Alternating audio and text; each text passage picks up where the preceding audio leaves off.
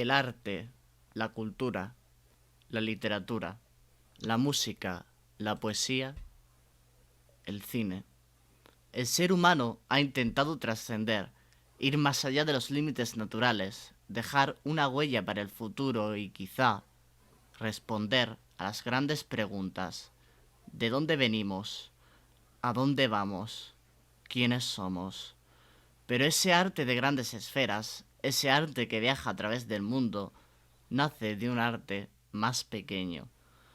Del arte de poetas como Chris, invitado en este programa, o de los cuadros de gente desconocida que gracias al apoyo de otras personas logran esa trascendencia. Hoy con nosotros tenemos a Dosis Kafkiana, un medio de comunicación que ha sabido aunar en sí estas dos partes del arte. Vela, Iván, bienvenido a este programa. Muchas gracias, Muchas chicos. gracias. Bueno, lo primero que queríamos saber es un poco, tenemos la curiosidad de por qué elegiste a Kafka como representante de vuestro nombre, esa dosis kafkiana que estáis repartiendo por el mundo y que nos está drogando a todos un poco. Bueno, si Esta- me permite sí, Vela iba a empezar. decir que esta pregunta la puede contestar Iván mejor que yo. Bueno, aparte de que, como se puede imaginar, es uno de mis escritores favoritos, para mí con este proyecto simboliza mucho porque yo pienso a menudo acerca de todos esos escritores, todos esos artistas que tienen un talento descomunal, pero nunca han llegado a reflejarlo. Bueno, sí lo han reflejado, pero nunca ha quedado escrito en la historia. Y Kafka, para mí, yo creo que es lógico que es uno de esos ejemplos que, bueno, después de realizar toda su obra, al final de sus días dijo, no quiero que se publique, no quiero que vea la luz. Lo que pasa que ya conocerán muchos la historia de que uno de sus amigos, pues, que también era escritor, publicó su obra, no le hizo caso a su promesa final de quemarla, gracias a Dios. Y gracias a eso podemos disfrutar de sus obras, pero simplemente significa para mí ese simbolismo de aquellos artistas, aquellos escritores que pues tenían un gran talento, como se puede comprobar, pero por X o por Q no llegaron a dar luz a sus proyectos. Entonces con este proyecto lo que queremos es pues animar a la gente a que publique en este humilde medio y se haga ver, ¿no? Como no quería hacerlo Kafka. Hmm. Como ya hemos dicho, en Dosis Kafkiana, em, muchos de vuestros temas se centran en el arte plástico, en la fotografía, también en la literatura, pero sobre todo hay mucho arte plástico. ¿Cómo surge vuestra pasión por el arte? ¿Verdad? Pues bueno, los dos somos historiadores del arte. Bueno, a mí me falta, este mes ya me gradúo, Iván ya se graduó hace un par de cursos y los dos amamos el arte, la verdad es que sí. Arte plástica más que los demás. Sí que es verdad que nos centramos más en la historia del arte en la revista. Yo creo que es porque, aparte de que nos gusta, a mucha gente le gusta, entra por los ojos, ¿sabes? Entonces es muy atractivo visualmente y nos gusta emparejar un poquito, pues si hablamos de poesía, pues emparejarlo un poco con las artes plásticas para que entre visualmente. ¿Cómo surge nuestro amor por el arte? Si te digo la verdad, no lo sé, yo creo que Iván creo que le pasó esto también de dar historia del arte en el bachillerato, como a la mayoría de los historiadores del arte, y decir, ¡buah, me encanta! No sé. Mm. Iván, te pasó eso también, ¿no? Sí, bueno, aparte de eso, yo siempre, como se puede reflejar en en el propio proyecto de Dosis, siempre he tenido muchísimas inquietudes culturales y artísticas, no solo el arte. Al final acabé estudiando historia del arte, es cierto, pero, por ejemplo, mi vertiente principal era la literatura. También me gustaba mucho la poesía, la fotografía, la música, todo en general. Y eso al final, que también le pasa a Vela, pues queda reflejado en el propio proyecto, ¿no? Mm. ¿Y eso en vuestra vida aparece con referencia en vuestras familias o es algo que nace en vosotros mismos? Es una pregunta interesante, la verdad. Yo pienso que, a ver, no es que mi familia esté exenta de cultura ni mucho menos, pero yo siempre fui un niño rarito, de los que empezaba a leer prematuramente y cogía folios y los doblaba y escribía libros, ¿sabes? Y me inventaba ahí mis pajas mentales y no sé, la verdad es que es una pregunta interesante, pero habría que remontarse mucho tiempo atrás y la verdad es que no estoy seguro de cuándo nació. Por diferencia de Iván, mi familia sí está lleno de cultura, por así decirlo. Mi madre es artista, fotógrafa, mi abuelo lo fue, mi bisabuelo. Hay muchísimas personas que, a lo mejor no tanto en el ámbito académico, pero sí en el ámbito práctico, sí que tienen inquietudes artísticas. Lo del ámbito académico es algo que últimamente se ve mucho en el mundo del arte. Me trabo un poco con las palabras. ¿Vosotros creéis que ese ámbito académico puede devorar al arte o que el arte es libre para todas las personas que quieran hacerlo? Pues otro melón interesante, la verdad, pero hombre, nosotros, tal y como se vio reflejado en el último vídeo que hicimos para la gente que lo vio hablando sobre los límites del arte y tal, somos bastante flexibles en cuanto a este tema. Eso es cierto. Tampoco somos anti-academicistas, obviamente, pero al final se trata de manifestaciones humanas. No hay que tener una cierta perspectiva elitista. Sí que es verdad que considero importante tener una cierta formación mínima, cultural, con referencias y tal, y sobre todo para ser historiador del arte y ejercer la crítica, por supuesto, pero para ejercer el arte en sí o una creación artística, una manifestación artística de todo tipo, yo no lo creo, no sé qué dirá Abel. Estoy de acuerdo. Y creo que la era de las academias que devoraba el arte, por así decirlo, se acabó en el sentido de que ya no domina 100%. Eso se acabó hace tiempo. A lo mejor sí que podemos ver que el arte se institucionaliza más, se vende más, es decir, tú puedes hacer arte, pero de allí a que sea vendible, pues a lo mejor eso es más difícil porque eso es un mercado y eso no entra tanto en el mundo académico, pero si pensamos en el mundo académico como la teoría del arte, yo creo que no, que siempre habrá gente que pasa de la teoría. Puede haber un enfrentamiento quizá entre un arte más urbano, más callejero, más de gente que vamos a un bar, tocamos unas canciones, nos divertimos entre nosotros. ¿Hay un enfrentamiento entre ese arte y el arte académico o puede haber lugares de encuentro? Una coexistencia, quizás. Puede haberlos, pero el enfrentamiento siempre existirá, sobre todo porque existe una figura llamada erudito o erudita, que siempre defenderá sus ideas teóricas, ¿no? En frente de ese tipo de arte urbano y quizá más flexible y que pueda abarcar pues muchos más ámbitos artísticos. Pero existirá siempre. Eso pienso Sí, yo. también porque aunque no se dice, siempre existirá una ideología subconsciente, subyacente dentro de esos dos ámbitos, donde no voy a entrar en detalle, pero se puede ver como que pueden chocar, ¿no? Distintas ideologías políticas, sobre todo, que existen.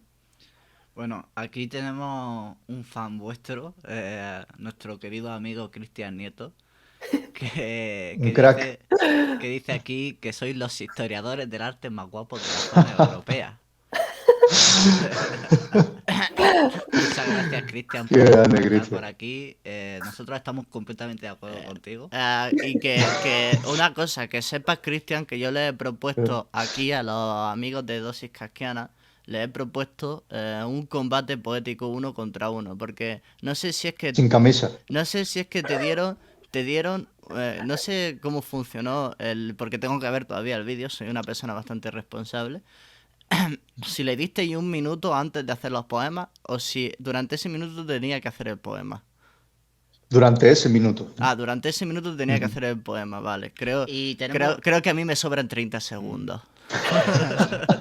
tenemos una pregunta con respecto a esto, y es que esta prueba que le pusiste a Cristian es una prueba muy de jugar con la poesía, de experimentar con la poesía y por tanto de experimentar y de jugar con el arte. ¿Creéis que el juego es parte del arte ¿O el arte es algo serio? No, yo creo que siempre depende del contexto siempre y que los dos pueden ir de la mano, ¿no? Pienso yo. Y bueno, y siempre depende de el mensaje que quiera transmitir el arte. Siempre hay que tener en la cabeza la idea de arte moderno o contemporáneo, de que no simplemente estamos hablando, obviamente, pues de representaciones pictóricas, figurativas, sino también lo que decís, poesía, cosas que transmitan mensajes, que nos hagan pensar, ¿no? Yo creo que los dos pueden ir de la mano y que, si bien puede ser serio, también se puede experimentar y jugar, como bien dices. Y yo creo que en España, sobre todo, donde el humor, ¿cómo lo digo? Es un humor muy irónico, muy sarcástico, muy agrio, que está dentro de vosotros, no como algo malo. Yo lo veo como dentro de los españoles, simplemente por el dicho ese de me río por no llorar, ¿no? Yo creo que el juego va junto a, si hablamos de juegos como el humor o el absurdo, va junto con algo serio, porque vosotros transmitís muchísimo mediante el juego y podéis tocar temas muy serios mediante pues, ese juego con lo absurdo, con el humor. Yo lo veo mucho en vosotros, en los españoles. Yo creo que en el arte está, sin duda. Me hace mucha gracia cómo Vela dice a vosotros los españoles con ese acentazo andaluz. Pero, aunque no lo parezca, Vela es de los Estados Unidos. De los Estados Unidos, ¿verdad? Sí. Queríamos preguntaros un poco qué funciones cumplís cada uno dentro de Dosis Kafkiana. Yo creo que a mí me ha dado un poco como que Iván es el más cinéfilo y Vela un poco más pictórica de arte pictórico, pero no sé, eso ya es vosotros los que tenéis que repartiros las funciones. Es verdad que Iván es más cinéfilo, pero simplemente por el hecho de que yo desconozco mucho. De hecho, estoy dando cine ahora y es la primera vez que, bueno, Iván me introduce a muchísimas películas, lo cual siempre me ha encantado, pero es verdad que cuando empiezas a estudiar algo, empiezas a indagar en todo y entonces pues surgen más curiosidades. Pero es verdad que Iván trabaja más con cine que yo. Sí, bueno, entiendo por qué lo dice, porque siempre discutimos pues con Alfonso, con Juanfran también, sobre cine, desde hace por lo menos 6 meses que llevamos debatiendo cosas. Pero bueno, sí, yo también estoy muy dentro de la poesía porque, bueno, tengo este colectivo con los poetas, en el que también forma parte ahora Cristian, por ejemplo, y con muchas poetas también increíbles. Estoy muy dentro también de la literatura, estoy muy dentro de los artículos culturales. Respecto a la pregunta, específicamente sobre la función de cada uno, al final siempre vamos 50-50 y nos repartimos lo mejor que podemos el trabajo. A veces, pues ahora mismo yo estoy en paro, por ejemplo, cuando trabajaba pues quizá le delegaba más cosas a Vela, aunque también tenía lo suyo. Ahora si Vela está más liada con un tema de exámenes, pues me ocupo yo. Y así vamos repartiendo el trabajo 50-50 entre maquetar la página web, promocionar en redes sociales, hacer hilos culturales. Y también hay que decir que gracias a los colectivos con los que contamos ahora, que son sobre arte, redacción y también poesía, pues la verdad que se desahoga mucho más el trabajo y la verdad que se agradece. Sí, teniendo un medio de comunicación de cultura, sé que, bueno, desde aquí sabemos que es muy difícil Sí. hacer cultura es muy difícil. Ah, mira, dice Cristian en el SA, top 5 de películas favoritas de nuestro querido Iván. Cuidaico aquí porque aquí Bueno, podemos... Vela también puede responder. Exactamente, puede también responder Vela, porque aquí incluso a las personas que no son tan cinéfilas les dejamos hablar sobre cine. Bueno, pregunta muy, muy difícil, que además no tengo premeditada, por lo cual muy complicado. Pero yo creo que por respeto hacia mi misma persona y por amor propio, en el número 5 tendría que meter, si bien no es un tipo de cine con el que me siento más identificado en los últimos años y respeto más, incluso diría, pero es una película, bueno, una trilogía que me ha marcado siempre en mi vida, por lo cual tengo que meter El Retorno del Rey en el número 5. Que eso no quita también de que sea una película técnicamente muy buena, ¿verdad? Luego tendría que meter algún Tarkovsky seguro, porque yo creo que a lo largo del tiempo se ha convertido en mi director favorito. Así que metería o bien Solaris o bien Nostalgia. Stalker, por ejemplo. Ah, bueno, esa no la he visto. Esa no la he visto. Eres más de ciencia ficción de Tarkovsky. Bueno, es que claro, a mí no me llama demasiado la atención la ciencia ficción como tal, en el ámbito del cine, bueno, y tampoco la literatura, la verdad. Pero es que en Tarkovsky siempre es más filosófico, ¿no? Más, no sé, intelectual, es diferente. Pero sí. Luego metería quizá también algún Bergman, por ejemplo, Persona, la película Persona de Bergman, muy buena y recomendable. Y luego hablando de Persona, un director al que creo que ha influido mucho Bergman, que es David Lynch, que tengo que meterlo porque cumple años el mismo día que yo, entonces no podía faltar. Entonces metería, aparte de la serie, por supuesto, metería Mulholland Drive, que creo que puede ser su mejor película de calle. Y bueno, top 1. Muy complicado, pero sería una falta de respeto hacia mi persona también no meter a Tarantino. Así que, aunque sea un topicazo, me da igual, pero probablemente metería, aunque no ha sido muy bien recibida por el público general, metería Eras una vez en Hollywood porque me parece técnicamente casi perfecta. ¿Y Vela? Esa es una pregunta muy difícil para mí. La verdad es que, igual que con cuadros, con música, yo nunca puedo hacer listas de preferidos. Nunca se me ha dado bien, no me gusta hacerlo tampoco porque es como que me siento que dejo demasiado fuera. Bueno, 5 recomendaciones que puedes hacer aquí. 5 Recomendaciones. recomendaciones que no puedes lanzar a la cara. Vale, últimamente estoy viendo muchísimo cine western, no sé por qué, será cosas de la carrera. Y también del expresionismo alemán estoy viendo mucho. Puedo recomendar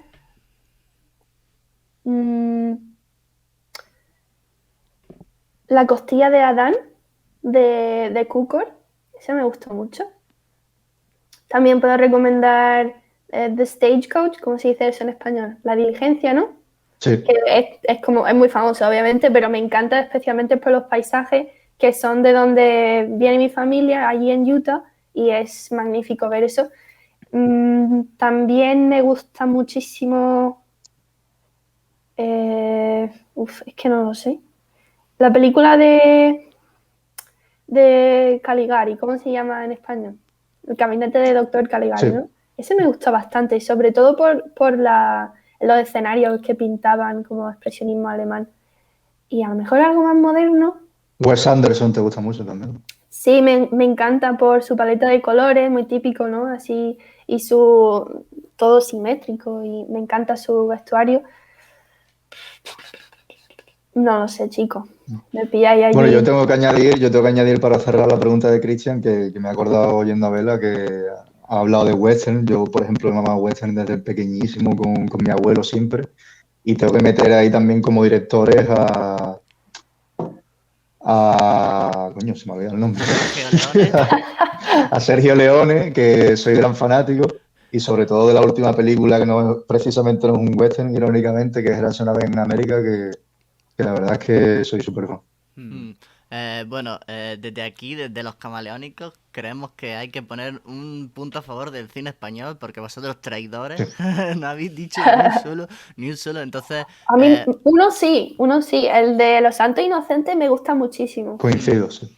Por ejemplo, nosotros nos gustó mucho Solas de Benito Zambrano, que es un peliculón como una catedral de grande. También El Sur de Erice, Víctor Erice, que Muy es pendiente. ese hombre. Y Cría Cuervos de... ¿Cómo se llamaba el director? Cría Cuervos de... Bueno, que la película se llama Cría Cuervos, ahora mismo nos perdemos con el director. Pero chicos y chicas que veis camaleónicos, ver cine español, porque algunas veces Sí. yo por eso creo que con Iván muchas veces nos peleamos uno contra uno sin camisa, porque para mí el cine español es mejor que Tarantino, personalmente.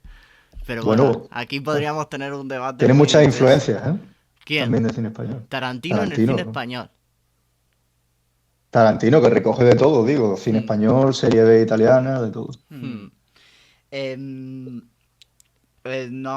No, parece muy interesante el hecho de que, bueno, Dosis Casquiana evidentemente es un medio de comunicación digital, porque a día de hoy pues producir a otros niveles es muchísimo más difícil, producir a nivel digital es más facilito, más sencillito, Sí. pero aún así, ¿tenéis otros proyectos fuera del mundo digital? ¿Tenéis proyectos de lanzar algún fanzine o de llevar Dosis Casquiana fuera del mundo digital? Sí, bueno, pues ahora contará en más profundidad Vela, pero precisamente a final de este mes de mayo ya tenemos preparado, bueno, estamos preparando, mejor dicho, la revista digital, el formato de revista digital. Estamos recogiendo contenido con nuestras colaboradoras y colaboradores de poesía, de artículos culturales, de diseño, ilustración, de todo.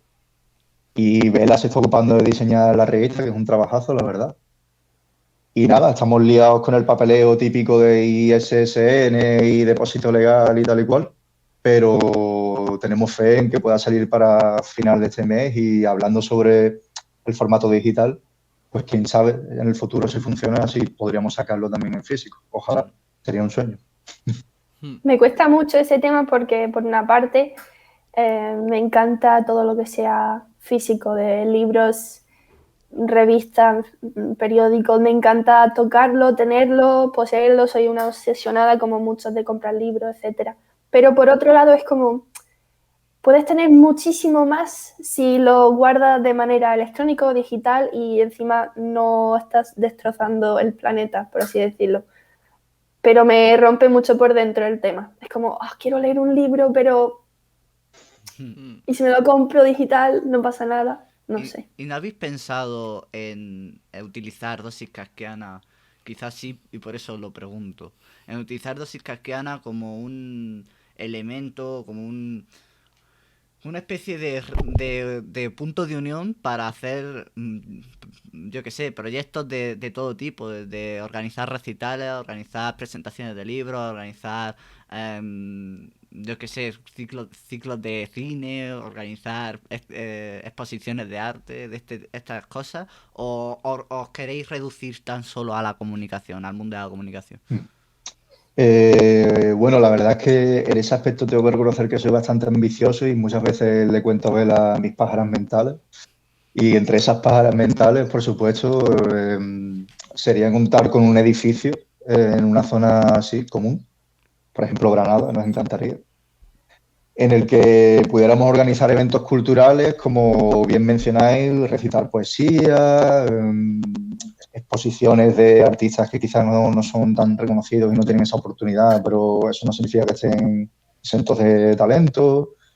La verdad que eso sería un proyecto que podría conseguirse pues gracias a una financiación. Ahora, por ejemplo, estamos trabajando en convertir Dosis en asociación cultural, que eso también tiene un papeleo. Y gracias a eso, la verdad que se pueden abrir muchas puertas. Sabemos de otros proyectos que sí cuentan con esos medios y la verdad que funciona muy bien. Y por supuesto, estamos abiertos a todo lo que sea en pos de la cultura. Mm. ¿Creéis que vuestro espacio es un espacio eminentemente colaborativo? ¿Y cómo veis en vuestro entorno la idea de la colaboración en cultura, en términos de comunicación, etcétera? Creo que, creo que hay mucha buena intención. Creo que hay gente que quiere, pero si no quiero sonar pesimista, pero si, por ejemplo, 10 personas contactan con nosotros porque quieren publicar o colaborar o lo que sea, pues a lo mejor solo terminan haciendo algo 4 o 5, ¿sabes? Y yo sé que la gente está muy liada. Yo sé que hay muchísimas cosas que hacer, pero no sé, yo como soy una de esas personas que si no quiero hacer algo, no lo digo. Si digo que voy a hacer algo, lo hago y te lo aseguro y te lo entrego y te ayudo en lo que sea, pues me cuesta muchas veces esa parte de los colaboradores, ¿no? Pero sí que a lo mejor no he entendido bien tu pregunta. Veo que en la cultura la sensación que me da es que la gente quiere colaborar o bandas que colaboran, pero muchas veces a lo mejor hay otros intereses o sí que hay competitividad, por desgracia.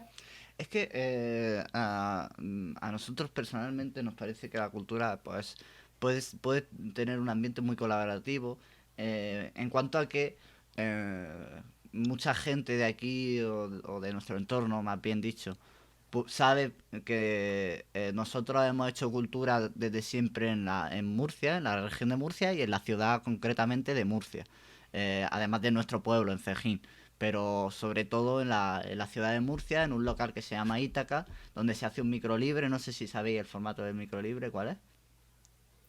Yo Supongo no. que recitáis, Mm, subís, recitáis. sí, sí, y también se hace lo que se hace en un microlibre, en este local en concreto, lo que se hacía los miércoles, porque ya no se puede hacer por el tema del coronavirus, evidentemente, pero lo que se hacía es, a una hora en concreto empezaba el evento y antes, pues la gente se iba apuntando en una lista y se podía apuntar todo el mundo, poetas, cantantes, artistas que quisieran presentar una obra y hablar sobre ella, bailarines, gente que contaba chistes, gente que hacía magia, gente que quería expresar una idea política, todo Que el le había mundo. pasado algo ese día y quería contarlo. He visto a mi padre y ha ganado 3 kilos, jaja, qué gracioso. Da igual, lo que fuera, Lo que podía hacer. fuera.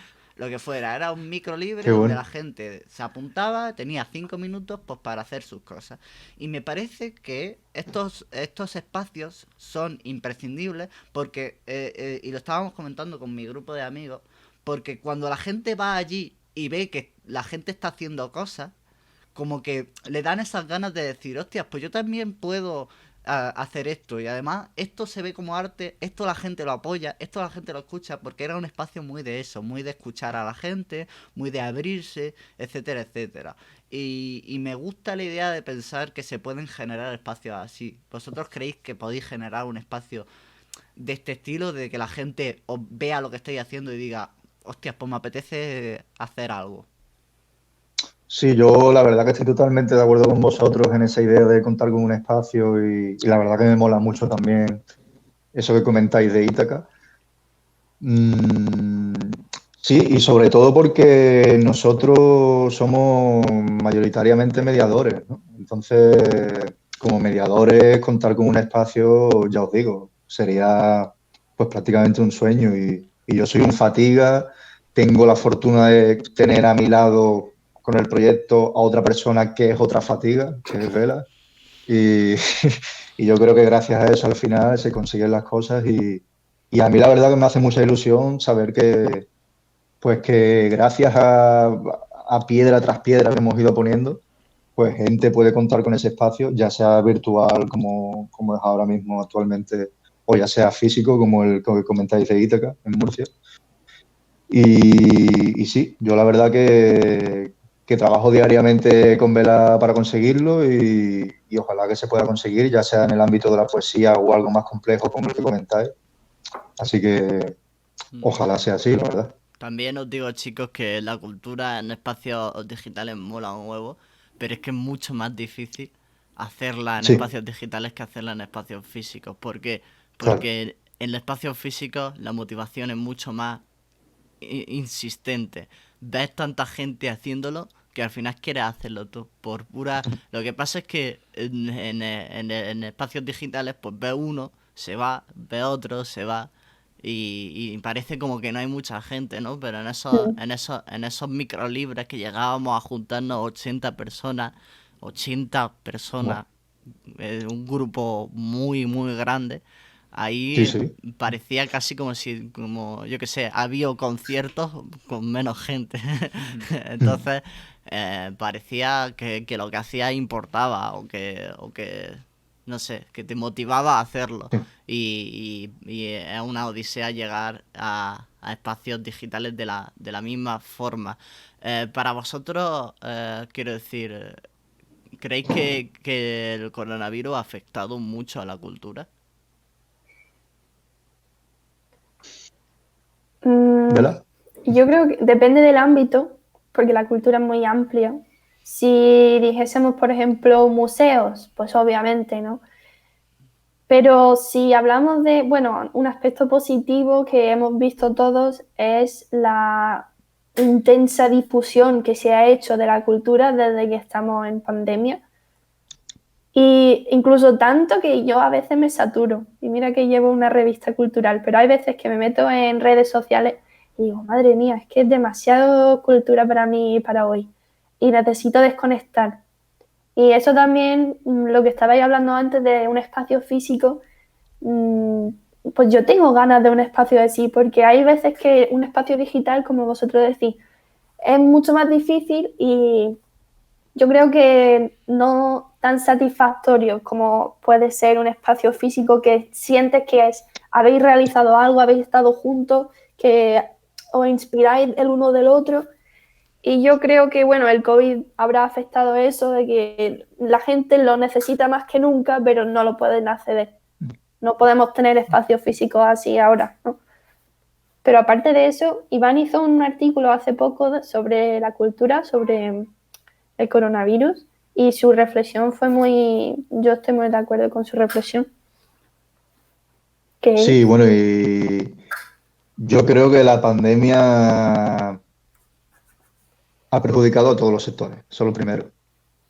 Pero también, si queremos ser positivos para que no suene feo el mensaje y quedarnos con las cosas buenas dentro de lo malo, ha servido como bofetada también a muchos sectores para reinventarse. Uno de ellos, por ejemplo, es el arte. Bueno, el arte.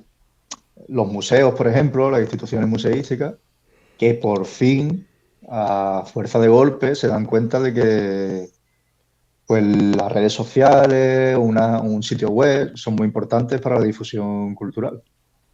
Luego hay otros sectores como el cine, que eso, el cine puro, me refiero, que sí están mucho más jodidos, digamos, aunque las plataformas digitales han salido claramente beneficiadas. Y luego hay otros como la música que también están súper puteados, ¿no? Entonces, si bien nosotros, por ejemplo, nacimos de la pandemia, nacimos de un virus, nosotros, justo cuando entró la cuarentena, dimos el golpe en la mesa y dijimos, vamos a aprovechar el tirón, y se aprovechó. Pienso yo que benefició mucho porque la gente estaba en sus casas, había más posibilidad de que vieran X vídeos, que vieran X artículos y tal, y entonces a nosotros nos benefició. Pero ya te digo, en función del sector cultural, benefició o perjudicó más, pero lo que sí me quedo yo es que sirvió para dar esa bufetada de realidad y darse cuenta de que es necesario reinventarse y utilizar las herramientas de las que disponemos. Mm. Yo personalmente o he hecho tanta insistencia en visualizar estos espacios físicos porque para mí es imprescindible que tras todo esto que hemos vivido con el coronavirus, que tras la pandemia, no nos olvidemos de que existen, de que están ahí, porque los espacios digitales muchas veces individualizan. Nosotros, por desgracia, por una gran desgracia, pues tenemos que hacer las entrevistas de manera online porque pues mucha gente está afuera, el tema de coronavirus, etcétera, etcétera. Si no, la haríamos en directo, en un espacio físico concreto. Pero sí que he tenido un poco esta perspectiva crítica de decir, de pensar que el coronavirus ha hecho mucho por las plataformas digitales y eso es muy chulo, pero que ahora las plataformas digitales, en cuanto las cosas vayan un poco pasando y en cuanto se pueda volver a poblar las calles, las plataformas digitales considero que tienen un deber y nosotros también, evidentemente, así que nosotros también vamos a cumplir con ese deber de intentar un poco sacar a la calle y sacar a lo público y dejar de individualizar la cultura, porque que la cultura se individualice, desde mi punto de vista, es un peligro tremendo, Sí, porque en los espacios colaborativos es cuando se hace más crítica, es cuando vemos más la opresión que estamos sufriendo o las desigualdades que estamos sufriendo o también en cuanto a lo puramente cultural y ya no tanto a lo político, las cosas muy interesantes que pueden salir de yo soy un músico y canto nada más y luego conozco a alguien que toca el violín y de repente porrazo me junto con él, me pone el violín en mi disco y sale un discazo tremendo, ¿no? Y si eso no, si esa unión no sucede, ese disco no pasa, ¿no? Entonces, para mí esto es muy importante. Sí, sobre todo sí. porque al final nos acostumbramos Y al final puede ser que en alguna ocasión digan, bueno, me da igual que se cierre este bar, o que antes hacía cultura, yo ya tengo mi espacio digital y no me importa. Y al final se va perdiendo todas las cosas que nos habíamos ganado con esfuerzo y con esfuerzo y con esfuerzo. Totalmente de acuerdo. Y yo pienso que al menos esto no va a pasar en la cultura porque está muy ligado a los espacios físicos, teatro, cine, recitales de poesía. Yo pienso que en cuanto tengamos posibilidad de hacerlo, se hará. Lo que sí es una pena, hablando pues de colaboraciones, que a veces nos pisamos nosotros mismos. La competencia sana es riquísima. Si yo fuera poeta, me encantaría picarme con vosotros o como lo que decís con Cristian, por ejemplo, y eso es competencia sana.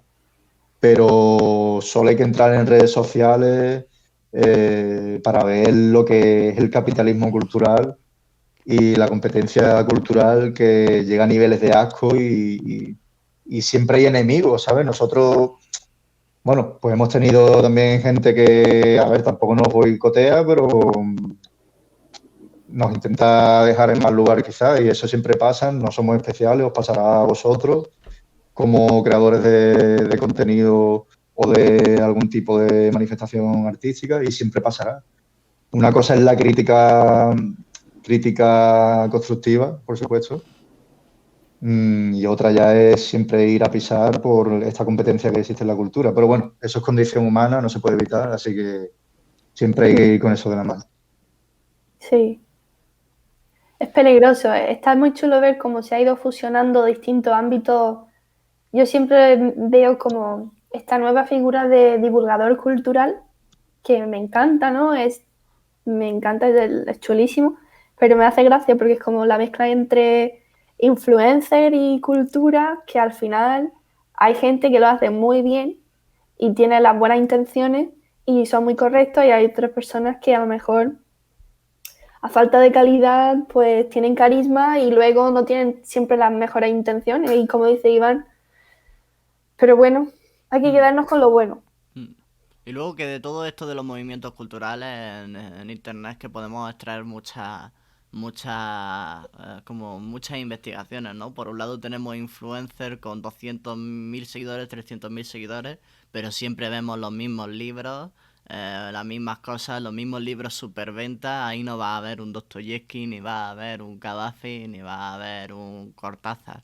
Va a haber los mismos 4 libros superventas que hay en todas las librerías y que la gente ya conoce. Entonces, ¿para qué los estás difundiendo? Pues, aunque parezca que no, esos libros superventas todavía falta gente que no los conoce y que los puede comprar, etcétera. Que no pasa nada porque haya libros superventas, ¿no? Pero como que al fin y al cabo, si hay muchos divulgadores culturales que divulgan cultura que ya está divulgada, ya no le hace falta, no es necesario que nadie conozca a Rosalén ni que nadie conozca a Marwa, porque aunque sean cantantes que no sean tan famosos como yo que sé, como Shakira o como Michael Jackson, pues siguen teniendo su base de seguidores muy grande, sin necesidad de que nadie hable sobre ellos. Mientras que luego hay artistas que tienen 200 seguidores en redes sociales, que hacen música, pues que en cierta forma podemos considerar que es incluso mejor que la de los otros y que nadie los ve ni nadie los difunde, porque yo creo que a veces hay un poco de miedo con el que esa gente pueda crecer y llegar a copar el espacio donde están los otros artistas. Sí, bueno, artistas callejeros también, sin ir más lejos, también pasa. Sí que se ve. Uy. Ay, están llamando a la puerta. Bueno, si alguien quiere comentar algo en el chat, ya sabéis, chicos, que estamos aquí para vosotros. Para que, bueno, no sé si podemos silenciar bueno. Sí, es que tengo al hermano por ahí. Vale, no sé lo que he hecho. Vale, bueno, está recogiendo un paquete de Era agua. de Carlos Saura, decía Cristian. Sí, de Carlos Saura, sí. Mm. Que no sé si hemos visto alguna otra de Carlos Saura nosotros. Ahora mismo me suena. No lo recuerdo, la verdad. No. La niña de... La niña de la Magical Girl. Exactamente, Magical Girl también es de Carlos Saura. Mm. Entonces, eso La sí verdad, sí, decir. Que iba a decir que si alguien quiere en los comentarios comentar algo, no sé si querías comentarnos tú algo ahora, Iván. No, simplemente iba a comentar que gracias a la plataforma Filming, por ejemplo, es muchísimo más accesible el cine español que se hace hoy en día y que no sea mainstream, digamos, que te lo puedes encontrar en Netflix. La última de Daniel Rovira o cosas así. Por ejemplo, yo vi con Vela la última, se me ha olvidado el director, se llamaba Amigo, ¿no? ¿Puede ser? ¿De quién? No, amigo. Amigo era, ¿no? Sí, el Amigo. director es que lo busco ahora Ay, mismo. era... ¿La última de quién? mm, Amigo. Os digo ahora mismo. que por cierto, perdona, Amigo me de habéis visto Óscar hacer de Martín. madre. No pasa nada. Estoy de madre estos días y estoy ahí atentado. ¿Estás cuidando Oscar, ¿qué Óscar era? Martín, ¿eh? Oscar Martín no lo conocemos. Sí. No. Que era de pues dos amigos, supuestamente, que es un thriller psicológico. Está muy chulo. Es muy El Faro. Ambientado... Si habéis visto El Faro, es muy El Faro No también. la hemos visto. Es que nosotros tenemos una pequeña enemistad con Netflix porque nos suscribimos a Netflix un mes. Vimos Roma de Alfonso Cuarón. de Alfonso Cuarón, la gran película de Netflix, la mejor película de Netflix que he visto hasta ahora. No sé si hay alguna película así más de puramente de Netflix, De producción de Netflix. de producción de Netflix. Y luego veo todo lo demás y digo, me estoy hundiendo. No, yo la rechazo totalmente, ¿eh? Por eso digo y defiendo a Filming como plataforma en la que se puede ver cine de festival, o esta última que os he comentado de Amigo, que por cierto sale David Pareja, que sí es un actor más conocido, que últimamente está haciendo más pelis. Pero yo es que Netflix no... Ahora, por ejemplo, la estoy utilizando para ver un anime, por ejemplo. Pero vaya, poco más. Bueno, mientras vemos si hay alguien que quiera comentarnos algo, quería preguntaros si vosotros de tanto ver arte os habéis impregnado y habéis dicho, venga, ahora quiero ser yo también artista, voy a hacer algo, el qué y por qué. Vela así, ¿eh? Yo hago muchas cosas, pero no le dedico mucho tiempo porque estoy liada con el mundo más académico, por desgracia. Me gusta, pues siempre he tenido fases de ilustración, de música y de bordado. Me gusta pintar también, pero si algo se me da especialmente bien es bordar. Curiosamente, no es algo que se haga mucho, pero me gusta bastante. Lo llevo haciendo desde chica y ¿por qué lo hago? Porque me relaja la mente. Yo siempre estoy pensando demasiado. Estoy siempre pensando. Y cuando bordo es como que es como meditación, no sé. Cada puntada. ¿Tendremos curso de bordado en Dosis Casquiana? Oye, pues no lo había pensado. En Twitch. Si no, te invitamos a Proyecto Camaleón y lo haces aquí, ¿eh? Van visitas para nosotros. También te gustan las fotos de las manos. Sí, me encantan las manos. Es una cosa que mi madre siempre me decía que de las manos se puede aprender mucho de una persona. Y es verdad, igual que de los zapatos. Siempre me decía, cuando conoces a un chico o una chica, fíjate en sus zapatos. Y las manos me gustan mucho. Cuentan mucha vida. Esto lo digo porque yo sé que Vela tiene un Instagram de solo hace fotos de manos de gente de su familia y de sus amigos. Y a mí me parece que, ya sabes que a mí me gusta muchísimo, soy terriblemente fan de ese Instagram, me encanta, porque creo que lo que está representando ahí es todas las cosas que salen de nosotros mismos. Es decir, la importancia de nuestro propio trabajo, que parece que muchas veces pasa desapercibido, ¿no? El hecho de que parece que solo pasa a través de la historia, un poco como he hablado de la trascendencia, las grandes magnus opus, como, yo que sé, las Meninas de Velázquez o el Saturno devorando a su hijo, ¿no? Pero el pan que hacía tu abuela quizás también sea una obra de arte y mucho más importante. Probablemente cambiaría todos los cuadros del mundo por las croquetas de mi abuela. Diría, las croquetas de tu abuela O que se quemen todos los cuadros. Pues lo siento mucho por los cuadros, pero las croquetas de mi abuela creo que son más importantes. Y quizá haya alguien que me diría, ¿pero qué dices, loco? Estaría entendiendo el arte del mundo. Pero es que a veces creo que como que la vida es efímera y el arte no pasa nada porque sea efímero. No pasa nada porque se destruya. No pasa nada porque no hay una pérdida, porque al final siempre va a haber algo más después de eso, otra cosa Mm. diferente, otra experiencia, otra sensación. Y las cosas se empiezan y se acaban. Es la realidad que existe. Si no las quemamos, si no las quemamos nosotros, algún día el mundo hará ¡pum! Explotará. O las quemará el tiempo. Sí, exactamente. Entonces, es un poco eso. Y tú, Iván, nos has dicho que escribías. Sí, bueno, yo siempre he escrito desde pequeño, como decía, mis pájaras mentales y tal. Sigo haciéndolo a día de hoy, lo que pasa es que nunca comparto nada. Pero sí, lo que sí comparto son artículos de opinión, artículos culturales, Oye, y eso sí es lo que me he dedicado más a subir. pero tú no harás como Kafka, ¿no? Y le dirás a tus amigos que quemen tu... No porque ya lo hago yo, o sea, ese fue el fallo de Kafka. Si quería quemarla, la has quemado tú, ¿no? Claro. Exactamente. Ahí está. Esa- Ese fue el gran fallo de Kafka. Yo creo que... Uf, hay un pequeño... Hay algo dentro de mí que me dice que esas obras no deberían haber sido publicadas. Y eso que son terriblemente buenas, porque Sí. imagínate qué haría el mundo sin la metamorfosis de Kafka. Una de las cosas que me sorprende de la metamorfosis de Kafka es lo increíblemente anticapitalista que es.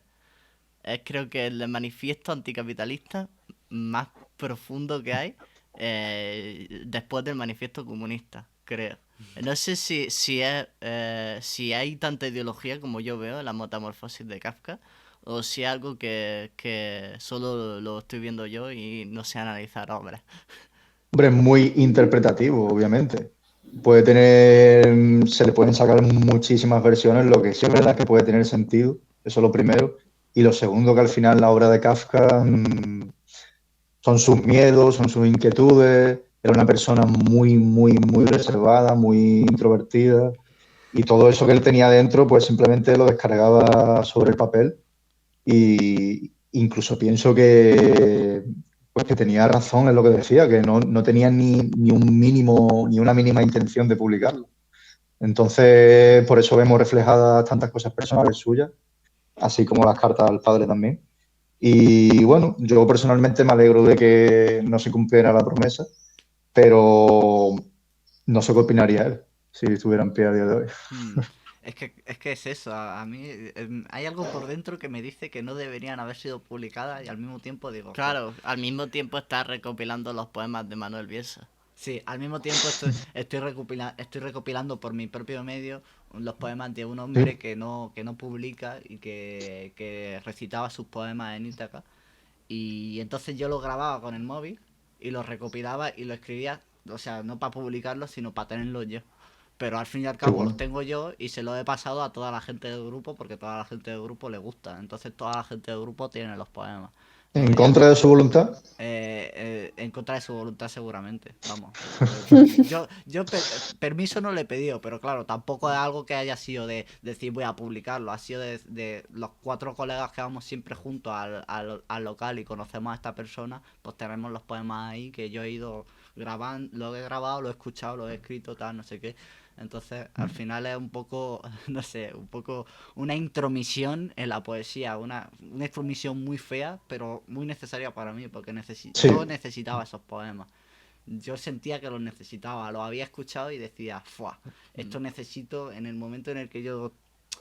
Hay momentos en los que la poesía te salva, hay momentos en los que la poesía es imprescindible, ¿no? Y tú recoges ese poema, lo lees y dices, "Fua, es que puedo tirar para adelante con esto". No sé si os ha pasado alguna vez a vosotros con alguna manifestación cultural. sí, bueno, y en poesía también. Curiosamente, los poetas que quizá me he visto más reflejado muchas veces eh, no son los más políticamente correctos, que digamos. Pero bueno, sí, y con otras manifestaciones artísticas, por supuesto. En arte obviamente pasa muchísimo. sobre todo yendo por un museo, quizá ni conocías el cuadro y tampoco te digo que sufras síndrome de Stendhal, pero que te sientas muy identificado. Y ya no te digo con un libro, ¿no? Que yo, por ejemplo, soy un inversor a ciegas muchas veces con libros y a lo mejor te encuentras alguno y dices, coño. Mm.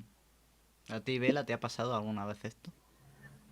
De tener una obra que tenga que llevar conmigo, no, la verdad es que no. Pero porque siempre me ha pasado que no, como dije antes, que no puedo hacer listas, ¿no?, de obras o que no indago en la vida de los artistas o de los poetas o tal. Porque yo siempre he tenido una visión mucho más social de lo que es la historia del arte y de hecho mi especialidad es temas de patrimonio, ¿no? Protección del patrimonio, conservación. Entonces, en lo que estaba pensando mientras hablabas tú, por ejemplo, de que tú sentiste la necesidad de recopilar esos poemas, ¿no? Pues ese sentimiento de que tú lo necesitabas, a lo mejor el amigo de Kafka era un visionario en el sentido de que él decía, es que mucha gente necesita escuchar esto, ¿no? Entonces yo me identifico en ese sentido de decir, yo necesito conservar esto para que mucha gente lo pueda ver, para que mucha gente lo pueda disfrutar. No tanto necesito llevarlo conmigo, sino que necesito que siga existiendo para que mucha gente tenga la posibilidad de decidir si quieren llevarlo consigo. No sé si me estoy explicando. Sí. Sí. A mí me pasa mucho eso. Y con el amigo de Kafka y con Alfonso es un poquito de lo mismo, de reconocer dentro de la producción de otro que hay algo universal que necesita ser transmitido a los demás. También porque creo que en la poesía tenemos un poco más presente lo de llevar algo como... ¿Cómo se llama? ¿Cómo era la palabra? Llevar algo como un dogma, como un... No, dogma no era, porque dogma es muy Como una una palabra. verdad, ¿no? No, como un... Mantra. Eso, como un mantra. Utilizar un poema como un mantra. ¿Sabes? Como cuando se reza o como cuando se pide algo superior. Llevar un poema como un mantra, memorizarlo y recitarlo en tu cabeza cuando necesitas decirte algo. Recitar ese poema para, como en plan de, esto es lo que yo, esto resume lo que yo quiero. Lo que yo quiero representar, ¿no? Como un poema que le envié hace 200.000 años a nuestra querida Irene de Valencia, que la conocéis vosotros. Y que algún día lo publicará, espero, porque si no le pegaré un mordisco, pero está con el TFG, está muy liada. Y algún día pues también tendremos aquí en Camaleónico a Irene. Bueno, vamos a leer qué ha dicho Cristian en el último comentario. Cavafis también era similar, solo daba los escritos a sus amigos. Y es verdad que al final, bueno, Cavafis decidió que sus poemas se publicarían solo unos cuantos, que son los poemas canónicos, los que entran dentro del canon del propio Gaddafi. Y luego estaban los poemas no canónicos, que también luego los publicaron, pues porque son así de capullos la gente, y publicaron los poemas que no le gustaban a Gaddafi, pero que aún así muchos de ellos son buenos poemas. Entonces, es pues eso, que muchas veces está bien animar a la gente a que publique sus poemas, porque quizás en el futuro alguien los lea y se dé cuenta de que esos poemas son magníficos. Bueno, yo creo que hoy ya podemos dar por finalizada esta entrevista, chicos. ¿Os lo habéis pasado bien? Sí. Bueno, la verdad que me lo he pasado muy bien, he reflexionado, he sacado conclusiones y hemos debatido sanamente y la verdad que, tal y como os dije previamente, hay que repetirlo, pero en nuestro campo. Sí. Ahora, cuando termine el directo, tendremos una charla sobre cómo repetirlo en vuestro campo. Para todas las personas que nos habéis visto hoy en directo, muchísimas gracias. A Cristian sobre todo porque ha comentado un montón y ha hecho alguna pregunta interesante. Muchísimas gracias, sabes que te queremos un montón y te echamos muchísimo de menos, tío. A todas las personas que nos han visto en directo, muchísimas gracias también. A todas las personas que nos veis en diferido, que sé que sois un montón de personas que nos veis en Twitch en diferido, nos veis en nuestro canal de YouTube. Muchísimas gracias también. Ya sabéis que podéis hacer todos los comentarios que queráis, podéis proponernos todas las ideas que queráis, nosotros las escuchamos. Y apoyarnos es tan fácil como darle me gusta en el canal de YouTube, seguidnos en YouTube, tanto en YouTube como en Twitch. Como en Y- Instagram. Y compartir los vídeos, retuitear los tweets, que sabéis que tenemos nuestras redes sociales en nuestra descripción del canal, así que podéis ir ahí, seguirnos en nuestras redes sociales, compartir las cosas. Bueno, al fin y al cabo, el mayor apoyo que podéis hacer es ese. Pero también pues podéis aportar algo de vuestra economía suscribiendo al canal de Twitch. A través de Amazon Prime ya sabéis que os sale gratuito, pero también podéis pues utilizar StreamYard y donarnos algunos dineritos pues para que nos motive un poquito más el hacer esto, que a nosotros nos motiva igual porque pues, somos así, ¿no? Así de pájaros somos. Pero oye, no está de más pues ver que la gente se entusiasma con lo que hace. Sobre todo, ya os digo, compartir las cosas un montón, que eso es lo que más ilusión nos hace. Sí, y que y- comentéis y que participéis. Y seguir las redes sociales de Dosis Casquiana, que se llaman así, Dosis Casquiana, @Dosis Casquiana. Es muy fácil encontrarlos, tanto en Twitter como en Instagram. Tienen una página web que se llama igual, Dosis Casquiana. No os vais a calentar mucho la cabeza, son cosas sencillicas. Y podéis encontrar, pues también tienen un canal de YouTube, han subido tertulias con, si no me equivoco, con investigadores del arte y que creo que son bastante interesantes, pues si os gusta muchísimo el arte y estáis muy puestos en ello. Incluso si no estáis puestos, estoy casi seguro de que encontraréis cosas bastante interesantes dentro de ese canal de YouTube. Que yo tengo que reconocer que tengo que darle un vistazo, pero con el TFG y entre que yo también hago entrevistas, me cuesta un poquito, pero bueno, ahí le daremos este verano. Veremos muchos de vuestros vídeos de vez en cuando. Muchas gracias de Muy nuevo bien. y nos vamos. A Hasta vosotros. luego. Hasta la próxima.